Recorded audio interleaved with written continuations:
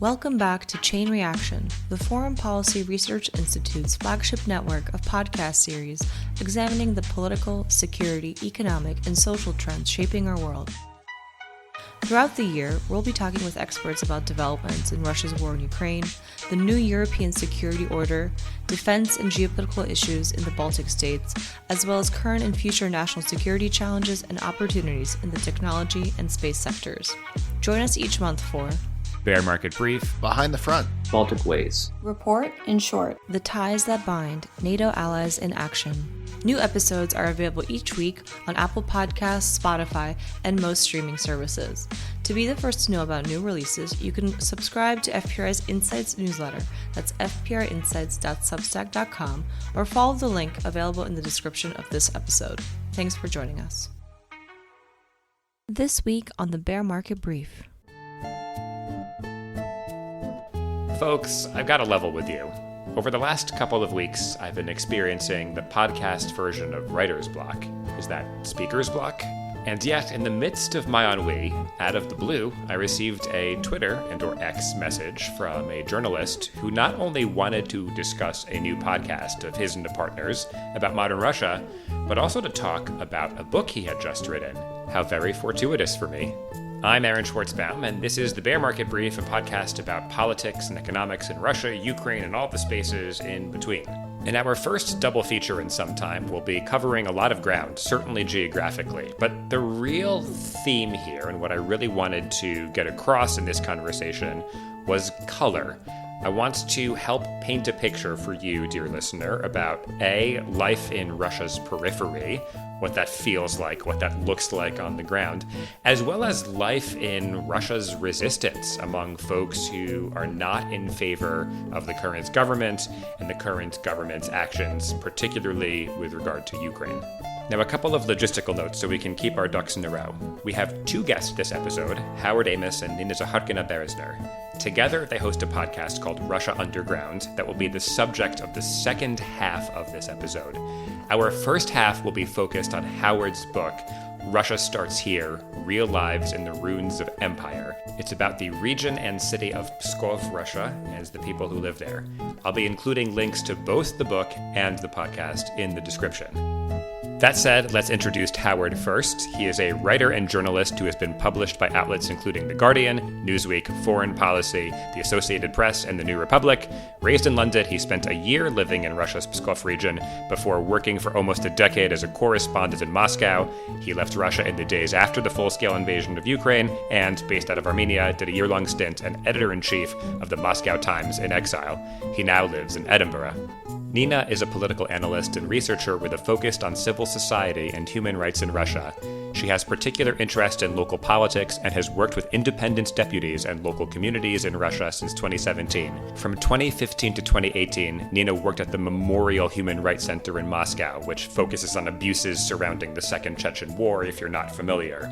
She has over 10 years' experience in building communication in various fields between Russian and European civil societies, human rights defenders, and other professional communities. Those are what I call weighty credentials, and both of our guests were really able to give granular, tangible color on what life is like currently for real, actual people. It was a great conversation that I hope you enjoy. Howard and Nina, welcome to the Bear Market Brief. So nice to have both of you with us today. Thanks for having me. Hi, thanks. So let's begin with the Pskov half. We're going to look at Russia above ground to start with, some of the farther flung places, a little outside the consciousness of most Russians day to day. And I think we can learn a lot about the political system and current state of affairs by visiting, in quotation marks, this region. So we're going to turn to Howard first. Nina will jump in as she has brilliant insights to contribute. Could you just introduce yourself to the listeners and tell us about this book you've written? Sure. Yeah. So I was a writer and journalist, spent about a decade reporting in Moscow for various outlets, a lot of the time for the Moscow Times. Started writing this book in 2019. It was published earlier this year. So the idea is it's about Pskov region. More specifically, it's about people linked to Pskov region in some way, shape or form, sort of a mixture of quote unquote ordinary people and more extraordinary people who you may have come across at some point. And the idea was to tell the story of Russia not from the top down, as it's usually told, but as from the bottom up. So to sort of paint a picture of Putin's Russia, using the stories of these people and the history of this region. So I should mention there's going to be a link to the book in the episode description, and it's a good read. I really actually enjoyed the content, the writing. It was really colorful, like very vivid descriptions of the people and places involved. So I want to get more into that color, help people get situated. But before that, I'm always curious when people write books. I have not done so myself yet. What was the specific impetus, the light bulb moments, like I need to write like right now about this topic? How did the genesis of this come together? Yes, I suppose it's sort of two things. One was, I think I'd always wanted to try and write a book, but obviously I felt I needed to accrue a bit of experience and knowledge before I embarked on it. And at a certain point, I thought, right, now's the moment. I need to try and do this. I obviously wanted to write about Russia in some way, shape, or form. And I was sort of thinking about what I could write about, what I would be, sort of qualified to write about, as it were. And there was this Pskov region, was somewhere I spent a lot of time. It was one of the first places I went to in Russia. So that sort of immediately jumped out and began thinking about how I could do that. And the other thing was, which when I was working in Moscow as a journalist, when you'd asked by friends and family or editors or whoever to explain, why do Russian people think that, or why do they support Putin, or why is Russia doing this? Often I found myself, referencing people I knew and the views of people I knew and the sort of histories of people I knew from Pskov region. Like often that was a better guide to like explaining some of the maybe more fundamental things about Putin's Russia than, maybe covering opposition protests in Moscow or oil corruption scandals or, I don't know, the antics of Pussy Riot or all these things. So it was a sort of mixture of my drawing on my, like sort of maximizing my own personal expertise and experience, and also the realization that it was quite a good window into Putin's Russia. And also I was always aware that, if you go into a bookshop and look at nonfiction books about Russia, they are overwhelmingly, there are certain topics that crop up again and again, sort of spies, hackers, Putin, but then overwhelmingly particularly books written by journalists who are usually based in Moscow or occasionally St. Petersburg, they're always filtered through the capital in some way, shape or form. That's where people live. That's where people they speak to and know live. Even if they go to other places in Russia, the way they approach those places is sort of, again, filtered through their experience in Moscow. So I like the idea of writing about somewhere that wasn't Moscow in order to sort of shed light, a different angle. So I think this is a great pivot to talk about Pskov and the what that place actually means. I'm guessing that most listeners, if you're hearing this, have not been to Pskov or even really aware of where it is or what Russians think about it or more candidly don't think about it. So I'm going to put Nina on the spot here. When you hear the name Pskov of the region and the city, what comes to mind, if anything?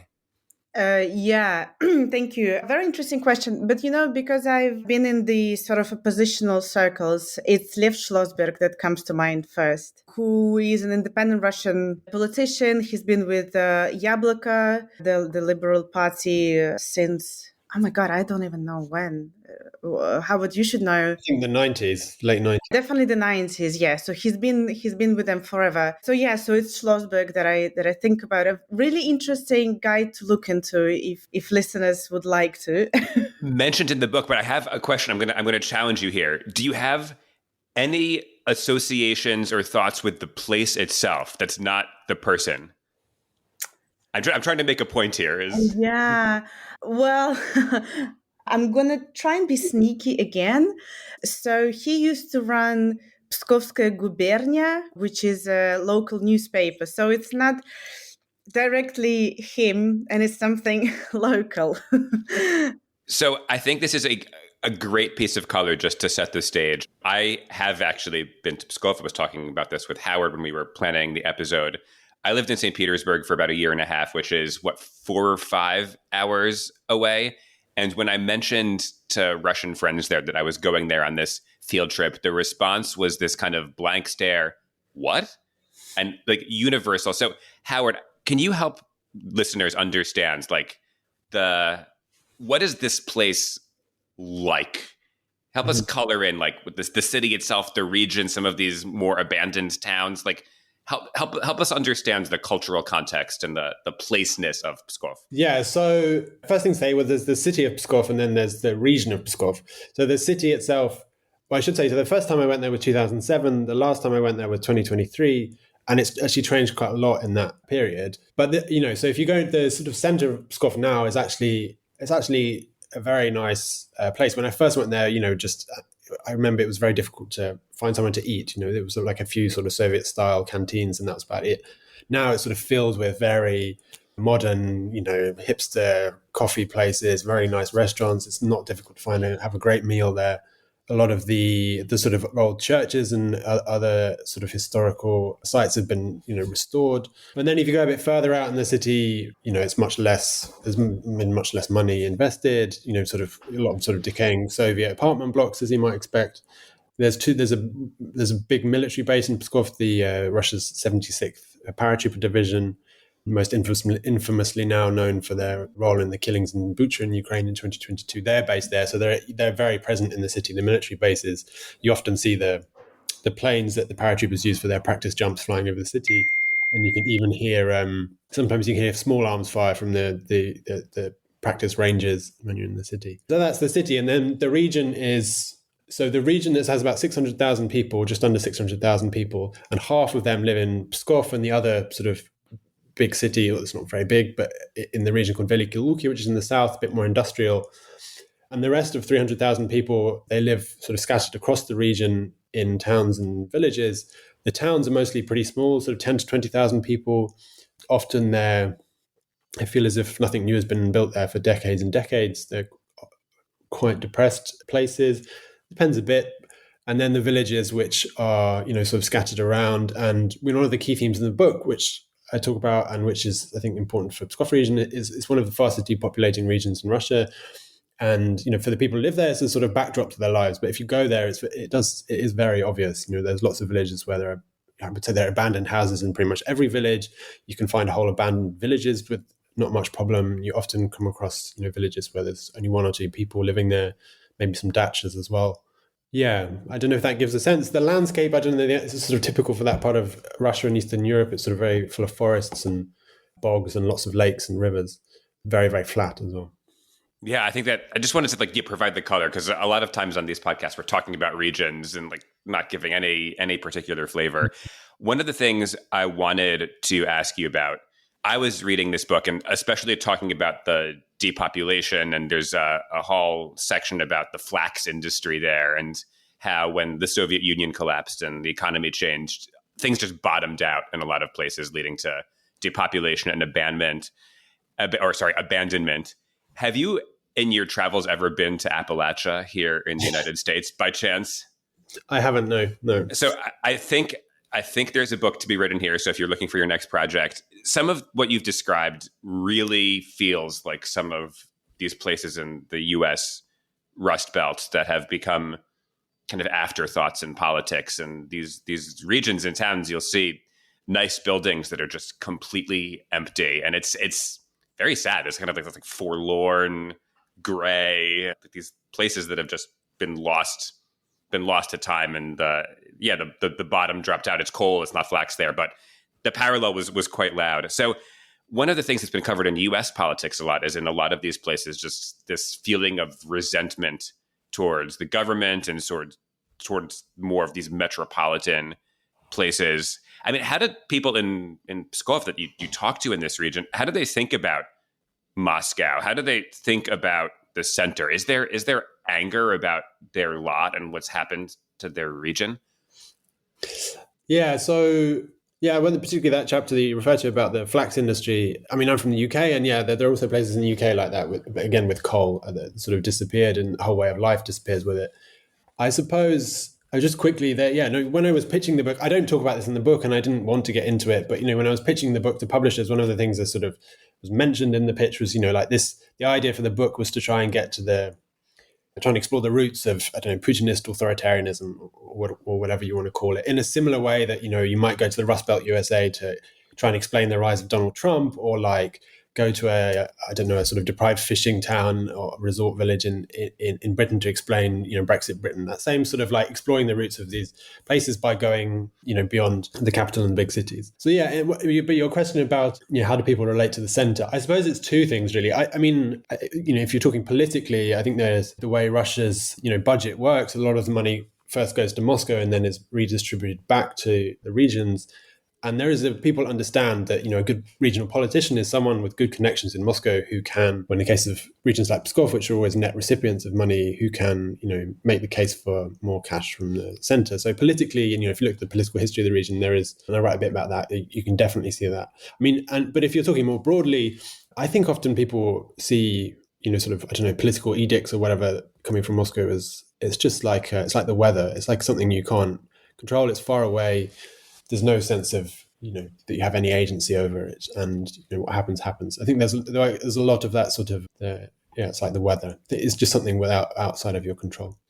Yeah, really interesting to hear. I want to pivot to another big current in Russian history and the present too, the kind of omnipresence of World War II.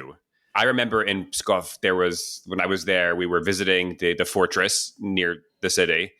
And then going on this tour, I found it to be mind-numbingly boring after a while.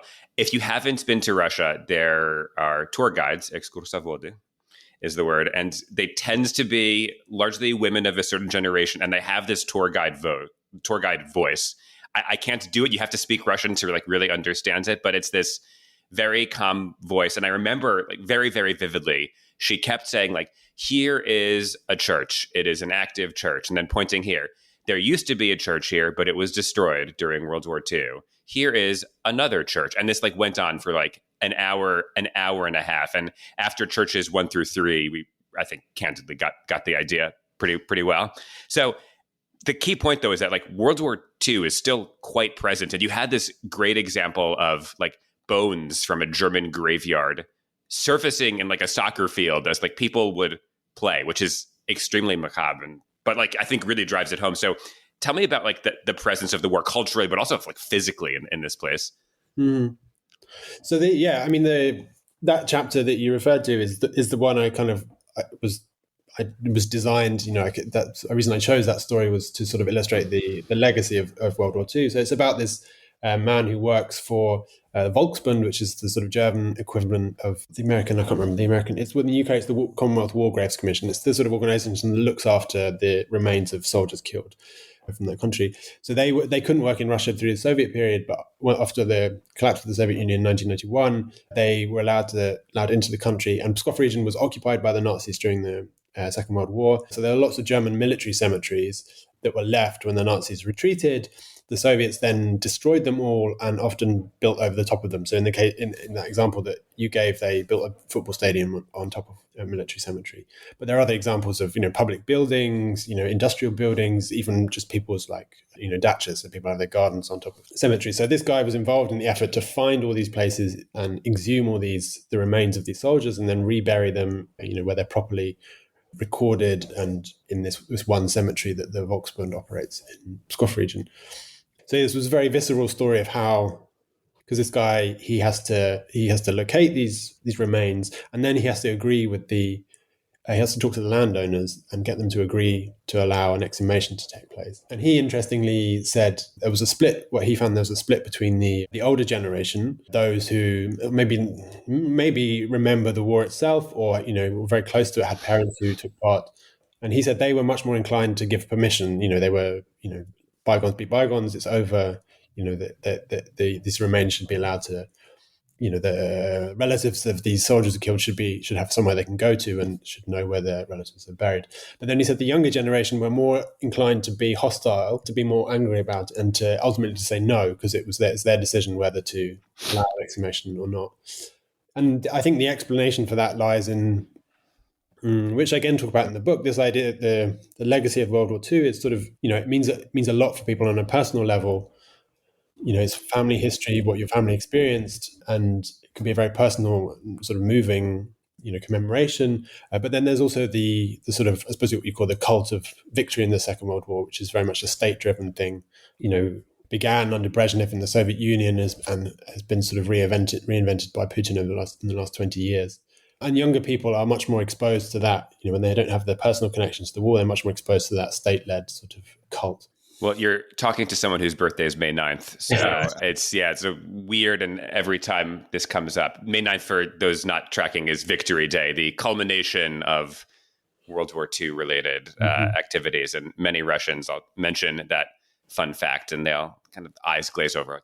It's fate that you're here, that you studied this region with that. I think the last piece that I wanted to ask, and then we'll turn over to the more Nina-heavy section. So Nina's coming back in. She spoke once, but she's still here, I assure you, about the war in Ukraine. And you talked about, Howard, a number of uncomfortable conversations with people you care deeply about, who are generous, kind people who are in favor of the war. But I think the most poignant chapter is about a family, a widow in Pskov, whose husband joined the war, seemingly not even because of the desire for military glory, just kind of wanted something to do. Could you share more about Mikhail's story?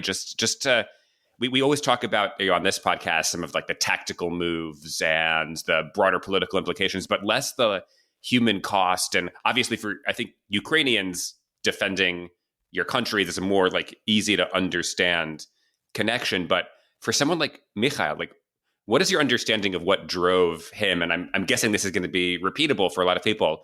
Drove a young person with young kids, most bafflingly to me, to go do this and ultimately give his life. Yeah, so I've always been interested by exactly what you're talking about the motivations of Russian men who volunteer to go and fight in Ukraine, who not contract soldiers or whatever. And in the case of Mikhail, I don't know how typical he is, but I think some of what his story is quite typical. So he was a guy in his 30s. He lived he was born in Pskov region, but he lived just to the north of Pskov region, Leningrad region.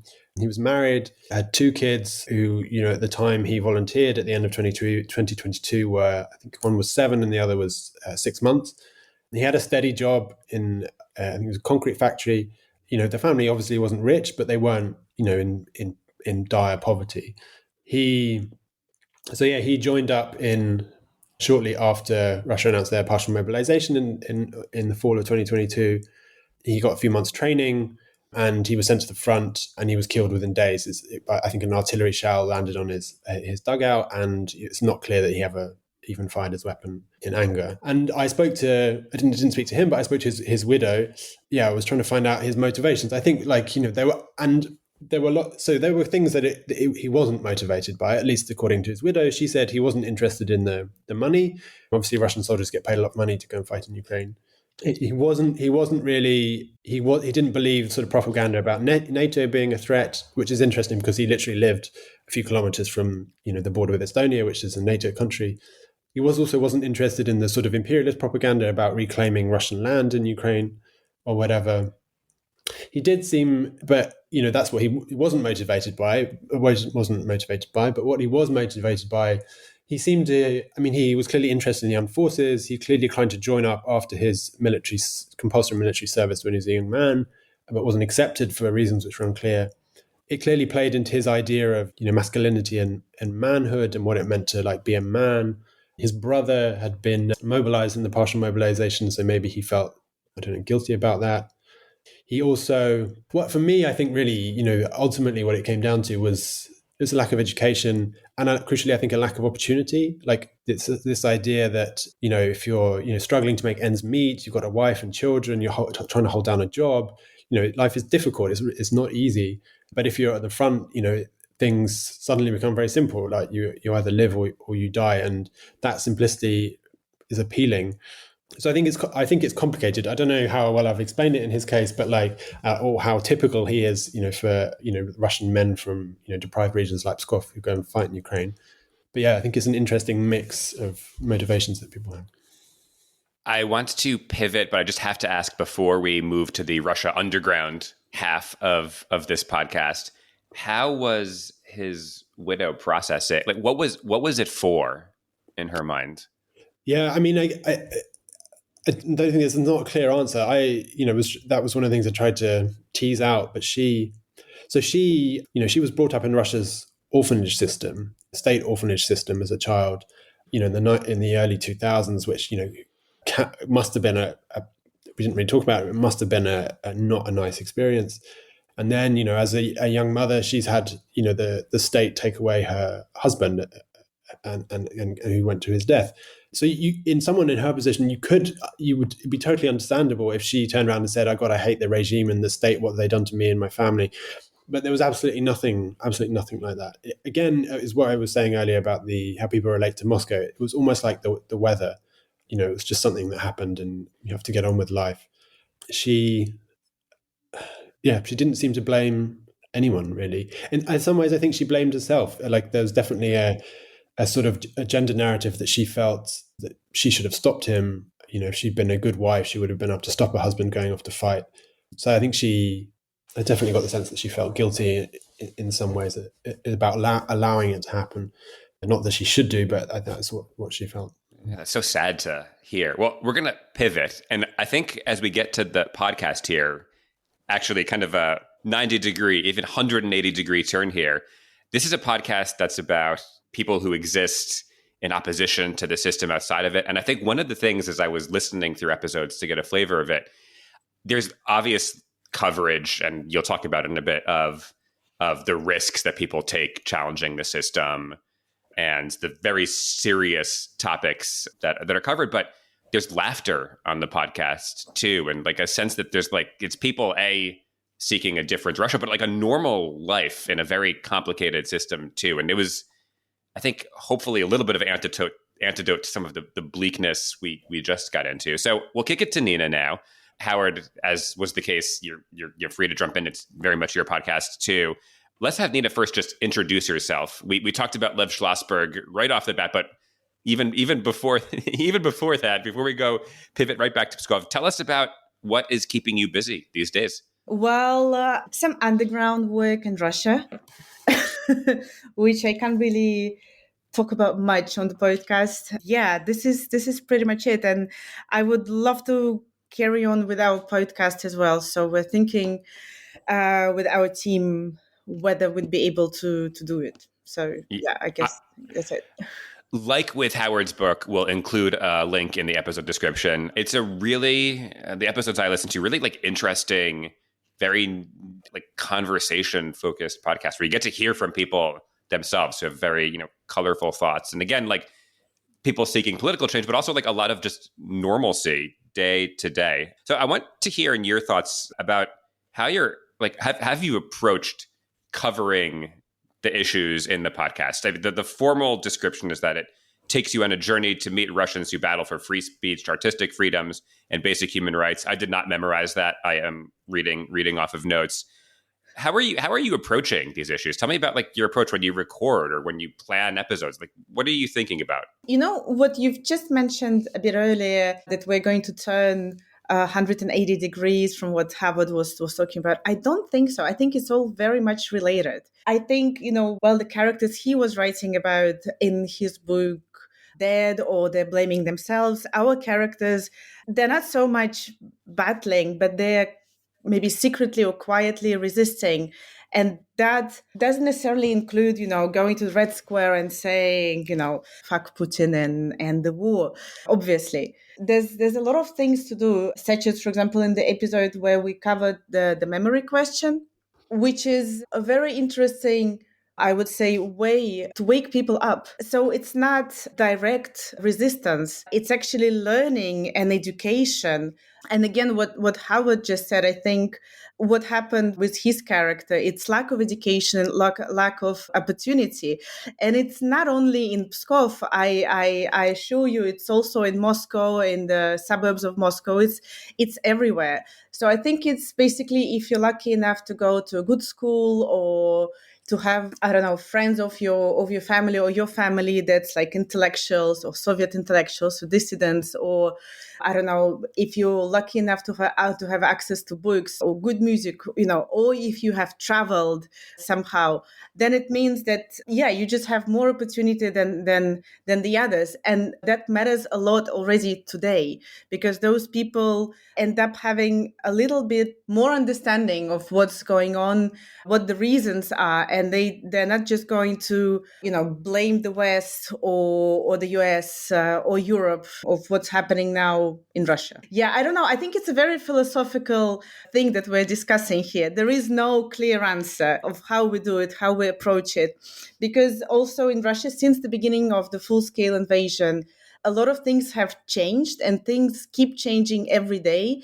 And basically what we wouldn't like is for Russia to be just represented as a, black star of death with the dead society. And Russia is definitely not represented by its government, not only by its government. There's also people. And that's the whole point of this podcast, to show that there is some alternative. And we also try not to just talk about bad things that are happening in Russia, because, they're all over the media anyway, like all those repressions, or I don't know, X number of people got tortured. Russia is killing children in Ukraine, or kidnapping Ukrainian children, etc., etc. So what we're trying to show, our approach is to show that there is some hope still in society. And now with the new, pretty much, I guess, Iron Curtain, we shouldn't forget those people who are trying to sustain what's been developed in Russia before in civil society, sustain and develop further. And they can't do it alone. I think that's that's very, very well put. Yeah. And I think we, on this podcast, we avoid editorial lines, but the one we do have is that Russia is a country. It is a real place. And it's not, Unicorn Landia or the evil Black Star that you had mentioned. There's nuances here, and portraying it as such matters even in these complicated times.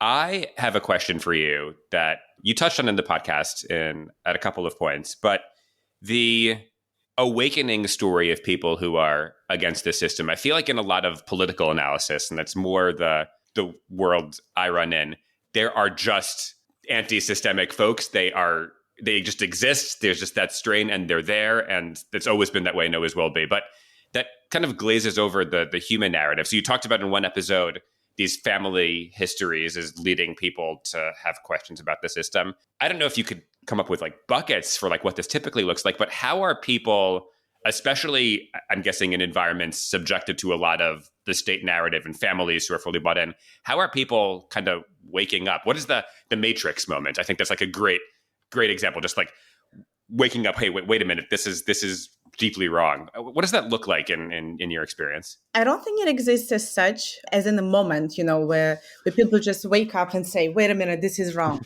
I think it's a process, and normally it happens, or it starts happening when something bad happens to them. For example, if they decide that, I don't know, a local square matters to them because that's where they walk with their children, or dogs, or whatever, or they just like to sit on a bench and look at the tree. So when the local authorities decide to get rid of it, to cut it, to build a new shopping mall or whatever, and so the people decide to protest because they think, well, this is our government, it will protect us, it will listen to us. So they're kind of delusioned, and then they start facing the reality, and the reality is that there's the police that's coming. The police often starts beating them up. There's some arrests, there's fines. There have been cases of even police murders of the ecologists. So I think that's when people start waking up and realizing that the state has been lying to them, actually. I think it's not only to do with the environment or ecology, it's to do with any local problematic. I think politics starts locally, actually. So there's been some cases where people weren't happy about something, and then they got elected as a municipal local deputies, for example, and that changed everything. And there was a big movement in Moscow in 2017 where there were, I think, 267 independent local deputies elected. and then in St. Petersburg in 2019. And that's actually when the state felt danger, and now it's almost impossible to get elected as a local deputy in Russia.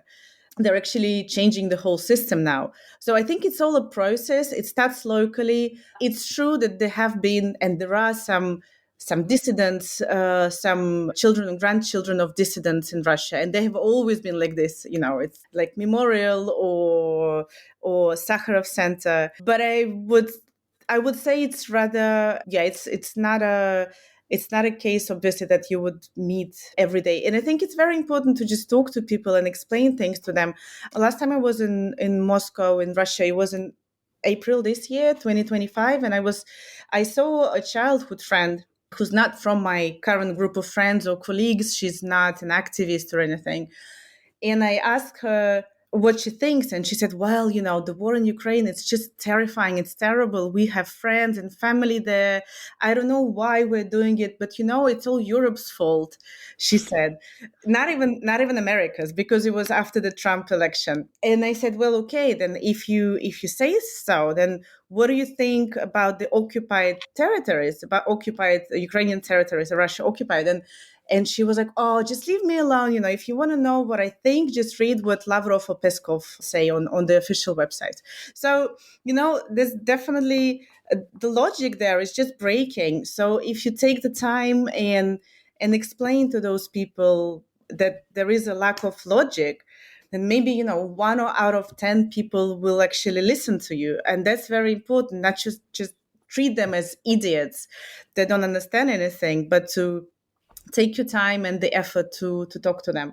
And another thing is, I think people, and it's coming from the Soviet Union, people have always been sort of powerless. They for them, being curious and trying to do anything would most likely end up being put in jail or shot or whatever. So they're just used to the notion that they're just a little man. They can't influence anything. And it's better, if you want to stay safe, you just stay at home and you look after your children and your alcoholic husband and try to survive. And I think recently in 2000s and in the 90s, we tried changing it, and it put the state in danger, the current state, the corrupt state, which is why now most of the educational programs, memory programs, Memorial, all those guys are out of Russia. They're banned and they're terrorists or extremists. Yeah, I think what's been so nice about this episode, every episode I do is my favorite, but an episode about the mundane and hearing about whether in Pskov or in Moscow, how people relate on a much more ground level, not on a policy level, is a really nice, pairs very well with some of the higher level questions. I have two more for you. I'm curious about, because you talk about on your podcast, which was interesting to me, a political discussion group that kind of this civil society, if you could call it that has cropped up, but it's not explicitly anti-war. That's expressly forbidden. You can't, even hold a blank piece of paper on a public square that would imply an anti-war view. It brings to mind, so I collect a lot of posters. I'm into art, and there's my favorite one is a Perestroika poster. Just like these hilarious line to me that says, and I'm going to translate it, it's, if it's not banned by law, it's allowed, which I think is completely unhelpful and tells the reader of the poster absolutely nothing about what they're actually allowed to do. I'm curious, like, what is allowed?